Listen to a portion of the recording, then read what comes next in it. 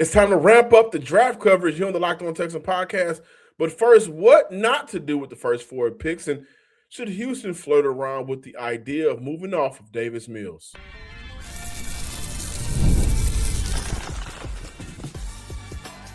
You are Locked On Texans, your daily podcast on the Houston Texans. Part of the Locked On Podcast Network, your team every day. Battle Red Nation, from H-Town to your town. Today's episode and every episode of the Locked On Texans podcast is for Texan fans all around. I'm your Texas credential media member and football analyst, John Hickman. Fun show lined up today. Just this episode is going to kick off the week, so I can't wait to dive more into Texans talk. But Toro land coming soon. The Toro District has been announced by the Houston Texans. I want to end off the episode talking about that briefly. Should Houston move off of Davis Mills? I think this is a conversation that you absolutely want to stick around for.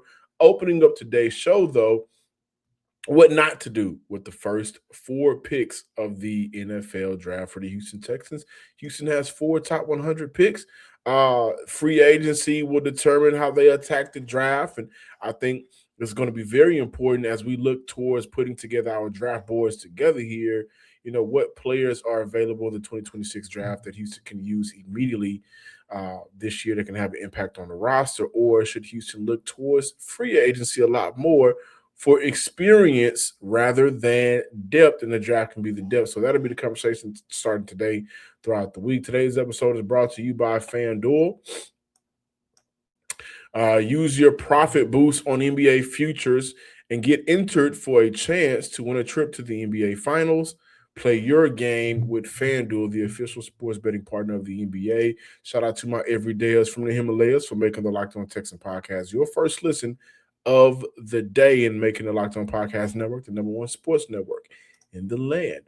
Listen, a lot to talk about this week. Draft talk, like I said, will ramp up throughout the week. What should Houston do at the running back position as a conversation I think we need to have to go all in on Breece Hall, or maybe there's a better option and way to enhance the run game without the big name. Is it big name or bust for Houston this offseason? Most importantly, what free agents that are currently Houston Texans should they re-sign? So stick around for Locked On Texans talk throughout the week. But let's start the week with a discussion centered around the top things the Texans should not do, or positions they should not draft with their first 4 picks. Number 1 for me, they should not draft a tackle with the intent of playing tackle. A lot of you guys like Caden Proctor out of Alabama. I have thoughts on that. He doesn't do it for me. Not at tackle. I think he is more so a guard. So if there is a player coming out that Houston likes that can fill in at the guard spot, then, that'll make sense. But I look at the room right now. Ursery, he's locked in their left tackle. Titus Howard is a vet who I think should go back to right tackle. Blake Fisher's, all of those guys are under contract. Most people are down on Fisher, but I think Fisher, put some good stuff on tape during the 2025 season, specifically the Chargers and the Broncos game. If Houston wants to take a tackle, like I said, out of college, that they feel is better suited for guard in the league, then so be it. But they have to address the IOL altogether. And I think drafting a tackle, in my opinion, that just puts more, in many ways, the long-term conversation on, how long would Howard be in Houston? I think that'll put a little bit strain on that. Like, do you extend him after this year, or are you looking to draft his replacement? Is there a replacement out there that is better than what Titus Howard can give Houston, not only this year, but moving forward as well? That's number 1. Number 2 for me, edge. It is not a weak spot for this team. So for the first 4 picks, and I go to this position because I saw a little bit of it on social media over the weekend, getting prepared for life after Danielle Hunter and things of that nature. But within the first 4 picks, let's look at how Houston addressed last draft. They went wide receiver because they needed a wide receiver. They went tackle because they needed a tackle. They moved on for Larry Tunsil. They didn't re-sign Stephon Diggs. Tank Dell was hurt. Those 2 positions were positions of need. And then after that, what did the Houston Texans do? They go get another wide receiver. They lost 2 receivers for the 2025 year. They brought in 2 receivers for the 2025 year. They also had uncertainty, a lot more uncertainty as the offseason went on, maybe when we got more into June and May and June. But they were, uncertain about their running back position with and without Joe Mixon. So they went and drafted a running back. That is what the Houston Texans need to do in 2026, comparing it to 2025. So the edge position is not a weak spot for this team.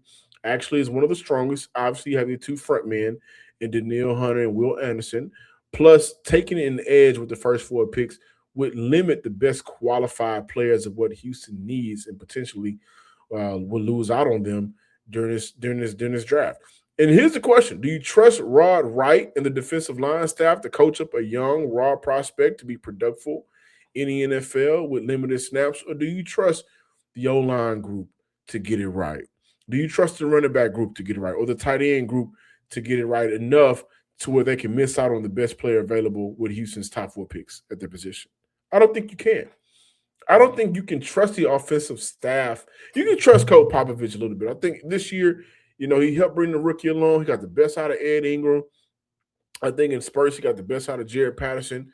But as a whole, do you trust the offensive staff to get it right with raw prospects, or do you trust the defensive staff to get it right with raw prospects? In my opinion, I trust the defensive staff to get it right with raw prospects. And so if you want to address the edge, okay, you do that after you address cornerback. You do that after you address safety. I think you may even need to do that after you address the linebacker group, which is coming in on number 3 on my list. But the track record shows offensive side of the ball, they need more polished players. And with the first 4 picks in the NFL draft this year, and this is not a great draft. This is not one of those quote unquote, I think, loaded across the board offensive drafts. You got to get the best player available when they can pick on the offensive side of the ball. I don't think Houston needs to draft a linebacker. Now, granted, when I look at the starters, I think the starters are good. I think the depth is good right now. I can see Houston making a decision on that depending on if they're able to re-sign EJ Speed. Hopefully, EJ Speed fell in love with the city of Houston, what the city offers, and can take somewhat of a quote-unquote discount deal to stay in Houston to build on what he did last year. I thought he was excellent in his role for Houston in 2025. But if they don't re-sign EJ Speed, then I can see that being a position of need for Houston moving forward. A lot of you guys like Rodriguez. I think that's his name out of Texas Tech. I think this is one of those sneaky good linebacker classes where maybe Houston looks to dibble and dab a little bit to move around in the draft, because that's going to lead me to my 4th and final. What should Houston do and do not? The players they shouldn't draft, or what they shouldn't be scared to do. Excuse me. And Houston should not be scared to trade back. If there was a draft where the available positions from 28 to 45 might have the same value, I think it's this one. All right, honestly, I think Texan fans may be tired of trading back year in and year out, and I understand that they did it in 24, but they ended up with Kamari Lassiter. They did it in 25, but they ended up with Jaden Higgins, and then they selected Ariante Urster in the second round. I think that was their original pick. But I can understand being tired of not picking where you originally are slated to pick. And a lot of you guys want the BPA. I get that. I understand that. But if the BPA is a player that you're not in love with, if I'm the Houston Texans, it's okay to trade out if a team wants to move up and stockpile picks moving forward. Now, I do it if there are players at positions of need available within the next 6 to 7 picks. Obviously, those positions should be, positions like guard or IOL altogether, or perhaps the best running back available, depending on free agency. Houston currently has 2 tools. Some teams could view some of the corners as an asset in this draft.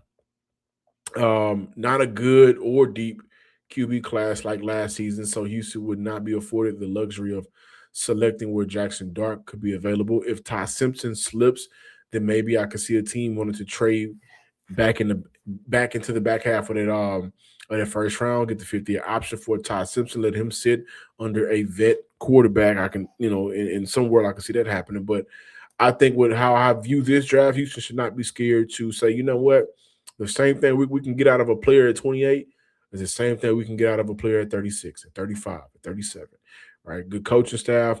The guards, I think, in this draft, there's not a necessarily like what Houston is picking at 28, the third or fourth guard in this draft, they're not just astronomically better than each other. I think this is kind of fair across the board in terms of talent, and that could help Houston in the long run where they can stockpile picks and address some of those other positions of need throughout the draft. Now, for Houston, they could find another way to get additional draft picks, and that is flirting with the idea of moving off of Davis Mills in this weaker quarterback class. So we got more Locked On Texans talk on the way.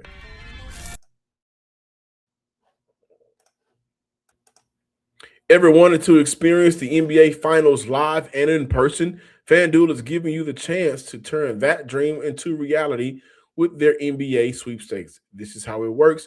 Use your profit boost on any NBA future. You'll automatically be entered for a shot to win an NBA Finals trip for two. That's right, flights, tickets, the whole experience. If you're already looking at the board or thinking about which team can make a deep run, this is the perfect time to lock in. Texan fans out there that are also Rockets fans out there, let's be realistic, right? I want one of you guys to win it. I don't want you to put your money on the Rockets right now. They ain't gonna make it. You got your franchise player and Kevin Durant, Hall of Famer, talking bad about his teammates. Be logical when you make these picks. And now, not only can your cash win, you can win cash, win money, but also your pick can send you to the finals. So visit FanDuel.com to get started and use Profit Boost on an NBA future and get entered for a chance to win a trip to the NBA Finals. Play your game with FanDuel, the official sports betting partner of the NBA. It's also important to transition over to making sure that we take care of ourselves. Finding a doctor you actually like and feel like discovering a diamond in the rough. Sure, you want someone who's in network nearby and has availability, but you also want a doctor who listens and also make you feel comfortable and explain things clearly. That kind of doctor does exist. You can find them easy with ZocDoc. ZocDoc is a app-free website that helps you, a free app, is a free app and website that helps you find and book high-quality in-network doctors so you can find someone you love without the hassle. You can also read verified patient reviews so you feel confident choosing a doctor you actually like. And whether you want to go in person or do video visit, ZocDoc makes it easy either way. Stop putting off those doctor appointments and go to ZocDoc.com/LockedOnNFL to find and instantly book a doctor you love today. That is ZocDoc.com/LockedOnNFL, ZocDoc.com/LockedOnNFL. Thank you, ZocDoc, for sponsoring this message. Continuing the conversation centered around your Houston Texans. And I'm really excited to dive into, is it big name or bust for Houston this offseason? So please return back to the Locked On Texans podcast as I continue to cover your team every day. But could potentially moving on from Davis Mills with the intent of signing a vet quarterback help CJ Stroud, right? We look at what Houston had his rookie year in Case Keenum. So we're going to talk about that. But the reason why I brought this up is I saw the Cardinals are expected to hire former NFL Pro Bowl quarterback Matt Schaub as a quarterback's coach. Matt Schaub played the game at a high level. The 2012 season, he led the league in passing yards, I think it was over 4,700. But that got me thinking about the importance of getting the right guys, whether it be coach or player, around your young franchise quarterback. Gerard Johnson, as of right now, he isn't going anywhere. He is still a Houston Texans quarterback coach, right? And so now that leaves a void in where the right guy could come in at, right? And so when I look at a Davis Mills, I think Davis Mills in this point of his career is somewhat in limbo land. Like if for Mills, if the opportunity arises, he wants to be the guy. If it doesn't, I think he's happy here in Houston. But that doesn't mean that Mills could offer the same guidance as a Case Keenum did, as a Matt Schaub would do in Atlanta for, I presume, a Michael Penix, or maybe they feel high on Ty Simpson and want to trade back into the first round. for Todd Simpson, whoever it may be, young quarterback or not. That's not Mills. Mills is still at a point in his career where he's still a young guy in a lot of ways, right? When Case Keenum came to Houston, he was in the league for some time. He had won a playoff game or two, right? He was a vet. He was a journeyman. He had an opportunity to be a starter for a year. Like, he's seen it all. That's not Mills. Mills has been Houston and Houston only. Mills isn't the vet that has a ton of NFL experiences where he can say, I've seen every different coverage, and he's seen a lot of different coverages, mainly because of practicing who he's practicing against here in Houston. But there's still value in getting the guy that is not Graham Mertz, that is not Davis Mills, right? And what's the risk of moving on from Davis Mills? Well, you lose Mills. He's a quarterback who's won games here for Houston, won the hearts of many fans, but also understands the system and what it's asking for, and a quarterback who possesses chemistry with the skill players, Nico Collins, Tank Dell when he returns back, and so on and so forth. You'd only make this move for the right price. Considering the quarterback class, it could be between a third and fourth round pick, depending on what the Cardinals get back for Kyler Murray. I think we have to keep that in mind.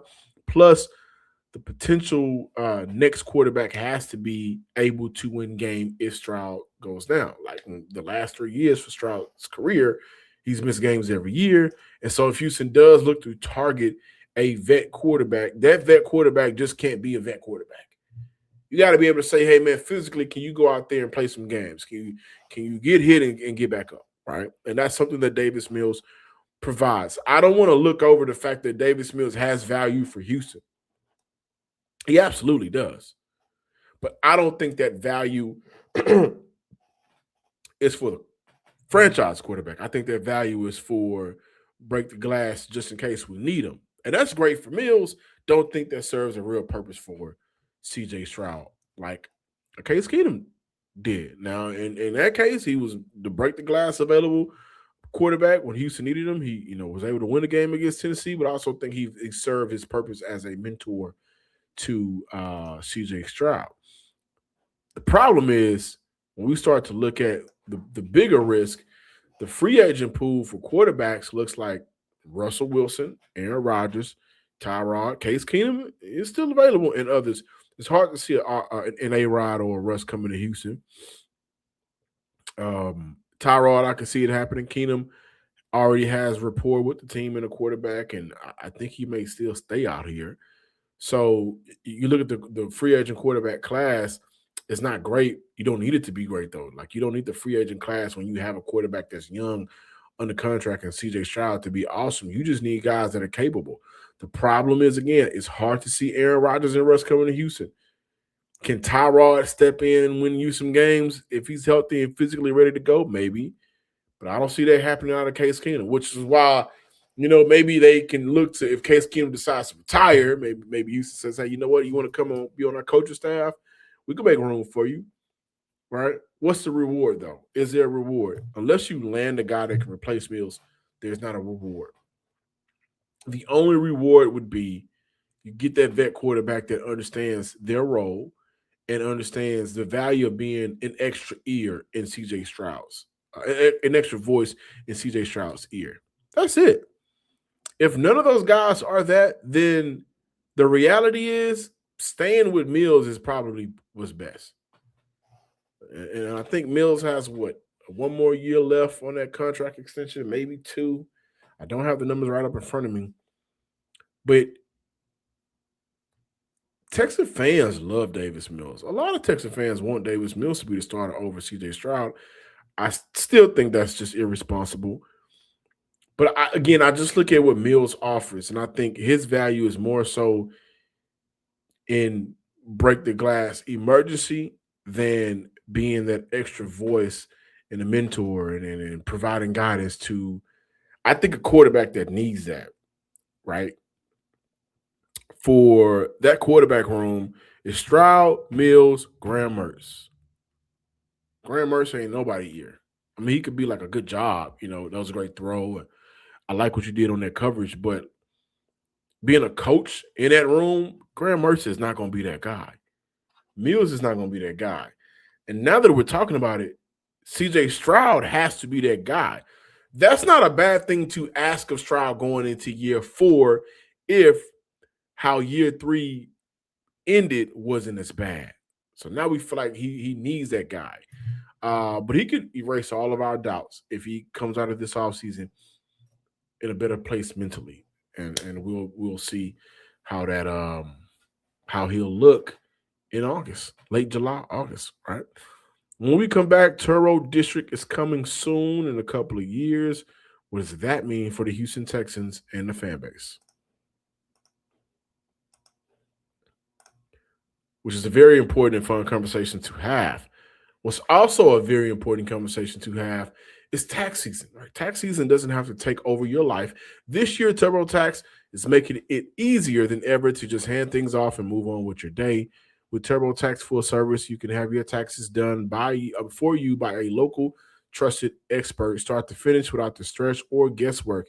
Instead of spending hours trying to figure out forms, you can meet with a local TurboTax expert in person or connect online.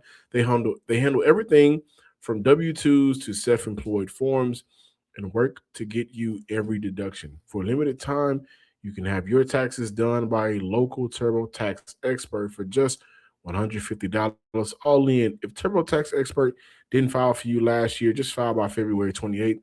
Take taxes off your plate and get back to your life. Visit turbotax.com/local to book an appointment today. Closing out today's episode, looking at the Toro District that will be coming soon to Harris County. Not necessarily Houston, but to Harris County, which is also a very important nugget to keep mind of. There are also some great things to notice, like the Texans will keep the headquarters in Harris County. I found this interesting. Unlike Dallas, where I think the headquarters in the stadium is not necessarily in Dallas, it's in surrounding areas. So that's important, I think, for the Texans. You also look at this is going to be somewhat of a competitive edge. Houston's going to be, you look at the state-of-the-art training facility that they're going to put together.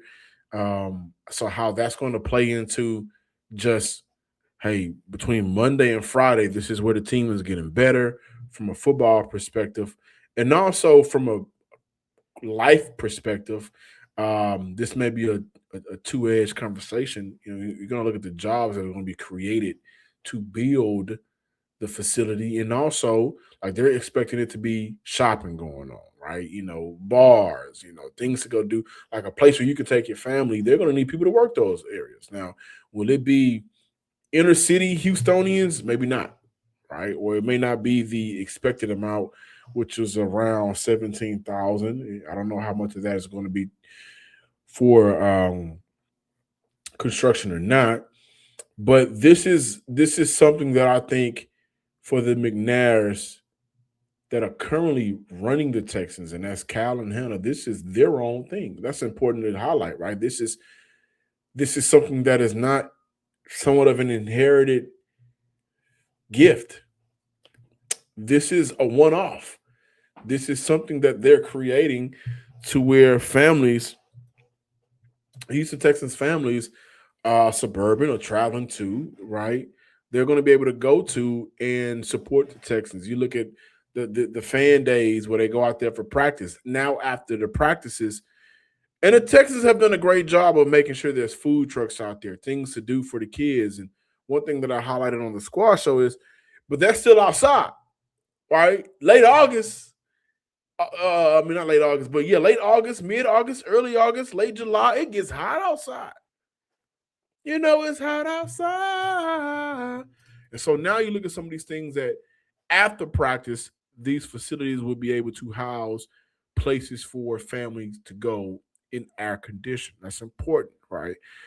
And I don't think there's been a lot of heat strokes or anything like that. There was one from an older lady that was a worker. I think that was last season. But outside of that, they do a pretty good job of keeping outside air conditioned as much as possible. But 102 is still 102. 99 is still 99 compared to after the game. You can get the kids in there, you're going to meet up with some friends and, have a couple of beers and talk Texans in peace and comfort.